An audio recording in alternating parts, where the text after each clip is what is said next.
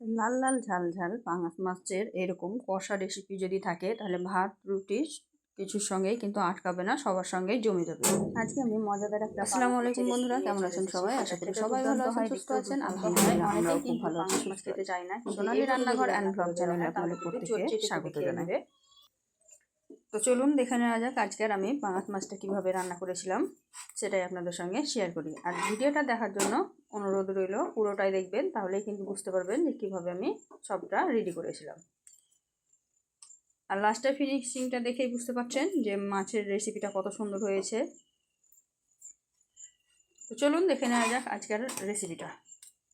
পাঙাশ মাছের এই রেসিপির জন্য প্রথমেই লাগছে আমাদের পাঙাশ মাছ। তো এখানে দেখতেই পাচ্ছেন মাছটা আমি কেটে ধুয়ে পরিষ্কার করে নিয়েছি, তারপরে আবার হলুদ আর লবণ মাখিয়ে ফ্রিজে রেখে দিয়েছিলাম।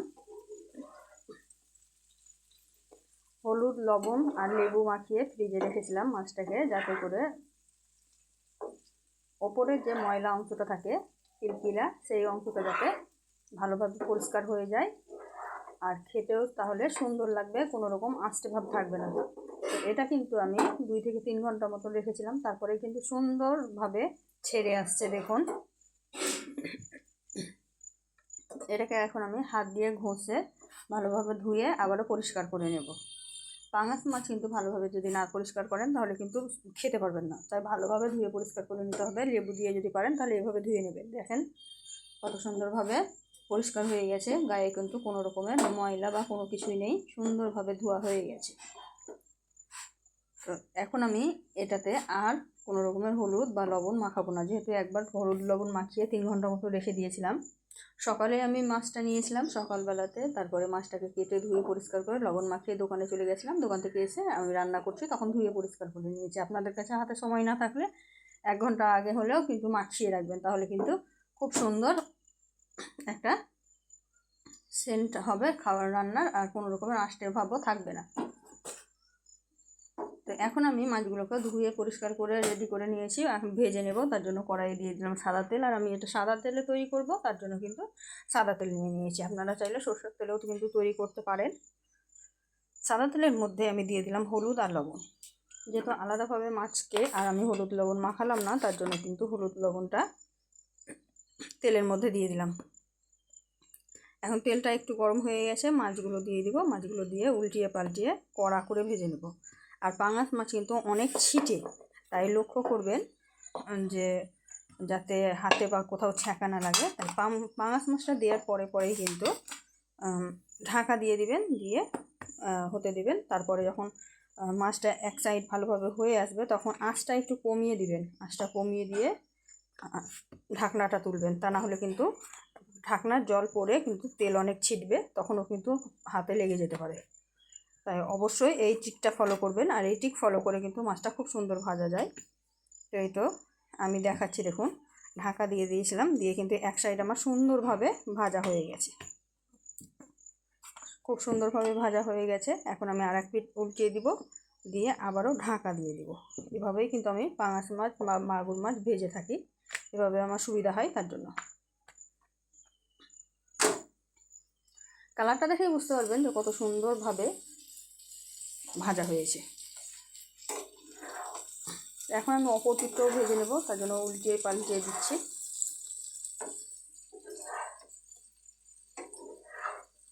এখন আমি আবারও ঢেকে সেমভাবেই মাছটাকে সুন্দরভাবে ভেজে নেব।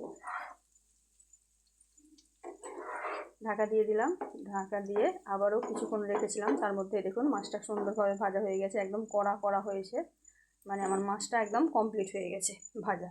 এখন মাছগুলোকে তুলে একটা প্লেটের মধ্যে রেখে নেব।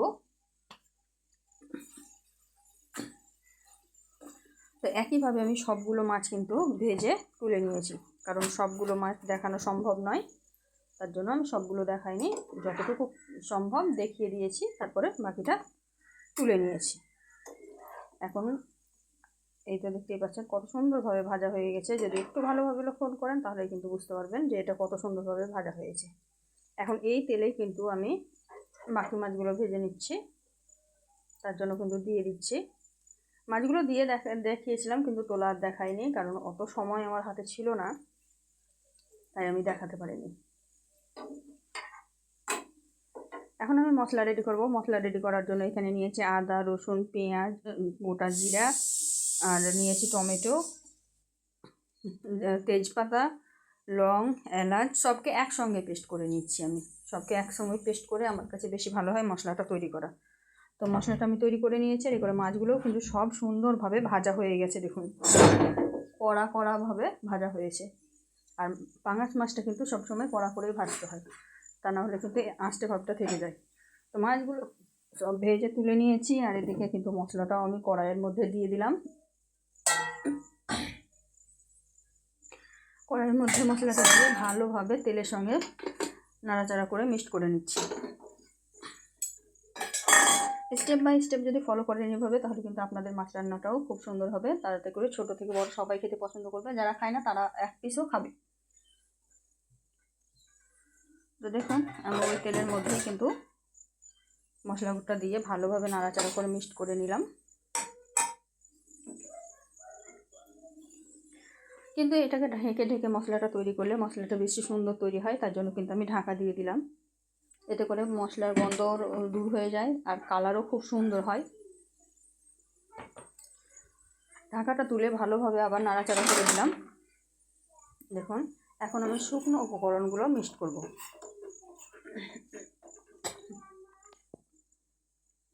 প্রথমে হলুদ গুঁড়ো দিলাম, হলুদ গুঁড়ো দিয়ে ভালোভাবে নাড়াচাড়া করে দিচ্ছি।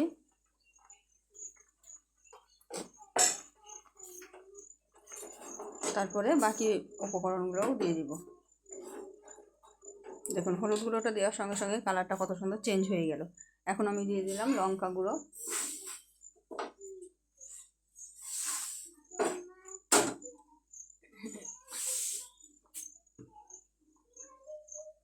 জিরা ধনিয়া পাউডার দিয়ে দিলাম, দিয়ে আবারও ভালোভাবে মিক্সড করে নিচ্ছি।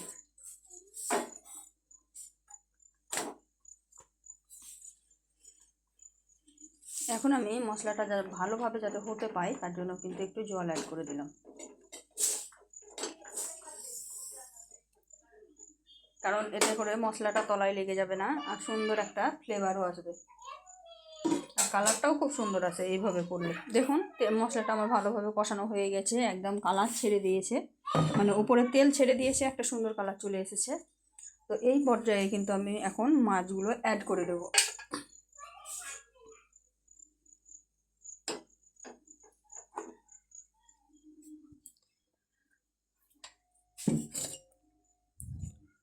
মশলাটা আমার সুন্দরভাবে হয়ে গেছে, মাছটাও কিন্তু আমি অ্যাড করে দিলাম। মাছটাকে এখন আমি নাড়াচাড়া করে ভালোভাবে মশলার সঙ্গে কষিয়ে নিব। আর মাছটা যেহেতু আমার আগে থেকেই ভাজা আছে ভালোভাবে, তার জন্য কিন্তু মাছটা আর ভেঙেও যাবে না, সুন্দরভাবে ভাজা হয়ে যাবে, মানে কষা হবে।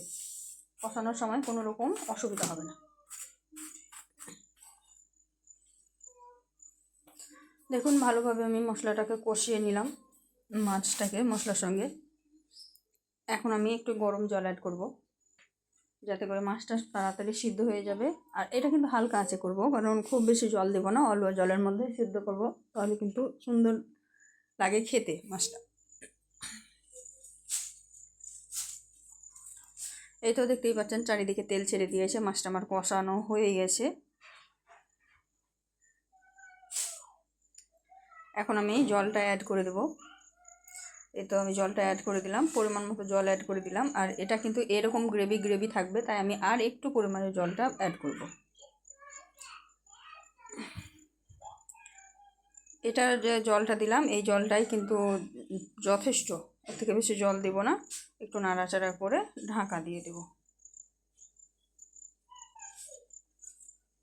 তো দেখতেই পাচ্ছেন আমি এখন নাড়াচাড়া করে দিলাম, তারপর ঢাকা দিয়ে দিলাম। ঢাকা দিয়ে কিছুক্ষণ রেখেছিলাম, 2 থেকে 3 মিনিট মতো। তার মধ্যে জলটা কতটা টেনে নিয়েছে, মাছটা সুন্দরভাবে সেদ্ধ হয়ে গেছে, সুন্দরভাবে রান্নাও কমপ্লিট হয়ে গেছে। দেখুন কত সুন্দর হয়েছে। আমি একটু নাড়াচাড়া করে দিচ্ছিলাম, দেখছিলাম যে তলে লেগে যাচ্ছে কি না, কিন্তু এটা কিন্তু কোনোভাবেই তলায় লেগে যায়নি। আমি কিছুক্ষণের জন্য আবারও ঢেকে দিয়েছিলাম, ঢাকা দিয়ে আরেকটু রেখে দিয়েছিলাম। তারপরে দেখুন কত সুন্দর হয়েছে। এবার কিন্তু ওপরে একদম তেল ভেসে উঠেছে আর মাছটা কিন্তু সুন্দরভাবে হয়ে গেছে। এখন ওপর থেকে আমি কিছুটা ধনিয়া পাতা কুচি ছড়িয়ে দিচ্ছি। ধনিয়া পাতা ছড়িয়ে দিয়ে কিন্তু আমি গ্যাসের আঁচটা বন্ধ করে দিয়েছি, কারণ মাছের গ্রেভিটা এরকমই থাকবে, ঠান্ডা হওয়ার পরে কিন্তু আরেকটু কমে যাবে, তাই এরকম মাখো মাখো হয়ে যেতে হয়, তার জন্য গ্যাসের আঁচটা এখন বন্ধ করে দেবো। গ্যাসের আঁচটা বন্ধ করে আমি 5 মিনিট মতো ঠান্ডা হতে দিয়েছিলাম। তারপরে দেখুন কালারটা দেখুন, মাশাআল্লাহ কত সুন্দর হয়েছে, এত সুন্দর হয়েছে কালারটা। আর আমি একটু নাড়াচাড়া করে নিই, কারণ এখানে উপর থেকে ধনিয়া পাতাটা দিয়েছিল। তো এখন আমি এটাকে একটা প্লেটের মধ্যে পরিবেশন করে দেখাবো যে এটা কত সুন্দর হয়েছিল। দেখুন এখানে একটা প্লেট নিয়েছি, প্লেটের মধ্যে আমি তুলে দেখাচ্ছি। এটা কিন্তু কোনো মতেই ঝোল হয়নি, একদম গ্রেভি গ্রেভি হয়েছে, সুন্দর একটা থিকনেস হয়েছে। আর এইরকম থিকনেসের যদি পাঙাশ মাছের রেসিপি করে খান খুবই মজা লাগবে। আর এটা যেহেতু ছোটো পাঙাশ মাছ ছিল, তাই এটা কোনো মতেই ঝোল করা যেত না, এরকম গ্রেভি গ্রেভি বেশি ভালো লাগে। যারা ছোটো পাঙাশ মাছ খেতে পছন্দ করো না, তারা কিন্তু এভাবে তৈরি করে খেতে পারো। আর ছোটো পাঙাশ মাছে কিন্তু চর্বি কম থাকে, তাই ছোটো পাঙাশ মাছটা আমার কাছে বেশি ভালো লাগে। এই তো ফাইনাল লুক, আমি প্লেটের মধ্যে তুলে দিলাম মাছগুলো, দেখুন কতটা সুন্দর লাগছে। আশা করি আজকের রেসিপিটা আপনাদের অনেক ভালো লেগেছে। আর যদি ভালো লেগে থাকে অবশ্যই লাইক শেয়ার কমেন্ট করতে ভুলবেন না। আর এই ধরনেরই আরও নিত্য নতুন রেসিপি পাওয়ার জন্য আমার চ্যানেলটিকে অবশ্যই সাবস্ক্রাইব করে দেবেন, পাশে থাকা বেল আইকনটিকেও একটু প্রেস করে দেবেন, যাতে করে আমার চ্যানেলের সমস্ত রেসিপির নোটিফিকেশান আপনাদের কাছে খুব সহজেই পৌঁছে যায়। তো বন্ধুরা, কেমন লাগলো একটু কমেন্টে জানাবেন। ফাইনাল লুকটা দেখুন কত সুন্দর হয়েছে।